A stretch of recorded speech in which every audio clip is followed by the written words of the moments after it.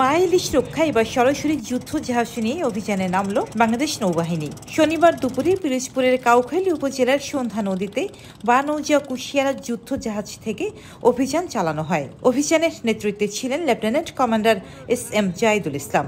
এই অভিযানে সন্ধ্যা ও কচা নদীর মোহনা থেকে 30,000 মিটার অবৈধ জাল জব্দ করা হয়, যার বাজার মূল্য প্রায় 10,50,000 টাকা। পরে এসব জাল নদীর তীরে এনে আগুনে পুড়িয়ে ধ্বংস করে নৌবাহিনীর সদস্যরা। এবছর মা ইলিশ সংরক্ষণ অভিযান গত 4 অক্টোবর থেকে পরিচালিত হচ্ছে। এরই ধারাবাহিকতায় বাংলাদেশ নৌবাহিনী সমুদ্র, উপকূলীয় অঞ্চল ও বিভিন্ন জেলায় মোতায়েন রয়েছে এবং এখন পর্যন্ত আনুমানিক 32,99,000 মিটার বিভিন্ন ধরনের অবৈধ জাল জব্দ ও ধ্বংস করেছে, যার আনুমানিক মূল্য 60,34 লক্ষ টাকা। অভিযানের অংশ হিসাবে নৌবাহিনী জাহাজ কুশিয়ারা পিরোজপুর ও বরগুনা জেলার বিভিন্ন নৌ এলাকায় নজরদারি বৃদ্ধি সহ অবৈধ জাল উদ্ধারে অভিযান কার্যক্রম পরিচালনা করছে।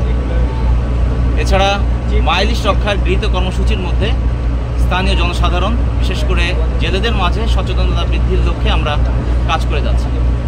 একই সাথে যারা এখনও অবৈধভাবে মাছ ধরায় জড়িত রয়েছে, আমরা তাদের বিরুদ্ধেও আইনানুগ ব্যবস্থা গ্রহণ করছি। মা ইলিশ সংরক্ষণের জাতীয় অভিযানের অংশ হিসেবে 4 অক্টোবর থেকে 25 অক্টোবর পর্যন্ত চলছে এই অভিযান, যা পরিচালিত হচ্ছে দেশের 38 জেলার 178টি উপজেলায়। এই সময়ের মধ্যে নৌবাহিনী সারা দেশে 32,99,000 মিটার অবৈধ জাল জব্দ করেছে, যার আনুমানিক মূল্য প্রায় 60 কোটি টাকারও বেশি। প্রজনন মৌসুমে মা ইলিশ রক্ষায় সরকারের এই অভিযান দেশের মৎস্য সম্পদ টেকসই রাখার এক গুরুত্বপূর্ণ পদক্ষেপ হিসেবে দেখা হচ্ছে।